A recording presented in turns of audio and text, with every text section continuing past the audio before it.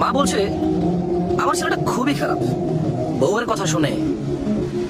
ওই একই মা বলছে যে মেয়ের জামাইটাও ভালো না, মেয়ের একটা কথাও শুনে না।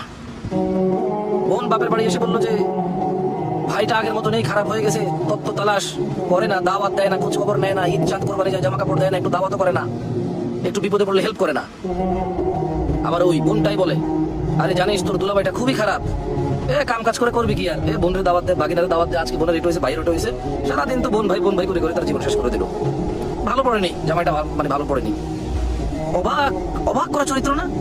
মা তার ছেলের জন্য যে চরিত্রকে অপছন্দ করে, ঘৃণা করে, বদদোয়া করে, কিন্তু মা তার মেয়ের জামাইয়ের জন্য এমন চরিত্রের আকাঙ্ক্ষা করে এবং কামনা করে, দোয়া করে। বোন তার ভাইয়ের যে চরিত্রকে অপছন্দ করে, কিন্তু ঠিক তার স্বামীর জন্য সেম চরিত্র বেশি পছন্দ করে, নির্বাচন করে, এবং সে এইটাকে কামনা করে, আকাঙ্ক্ষা করে। যদি এমন হতো, সমাজের এই স্যাড চরিত্র আমাকে ভাবায়।